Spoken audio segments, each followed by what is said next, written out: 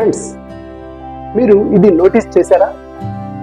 మన చుట్టూ ఉన్న వారికి మనం ఒక్కొక్కరికి ఒక్కొక్క రకంగా కనపడతాం. కొంతమందికి మనం చాలా చెడ్డవారిగా కనపడతాం, మరి కొంతమందికి మనం చాలా మంచివారిగా కనపడతాం. కొంతమందికి మనం చూస్తూనే ఆనందంగా అనిపిస్తుంది, మరి కొంతమందికి మనతో కాసేపు మాట్లాడితేనే వారికి చాలా సంతోషం కలుగుతుంది. ఇలా ఈ ప్రపంచం ఎప్పుడు తన పాయింట్ ఆఫ్ వ్యూతోనే నిన్ను చూస్తుంది. ఫ్యాక్ట్ ఏమిటంటే, నీ గురించి నిజమైన వాస్తవం ఎవ్వరికీ తెలియదు, తెలియవలసిన అవసరం కూడా లేదు.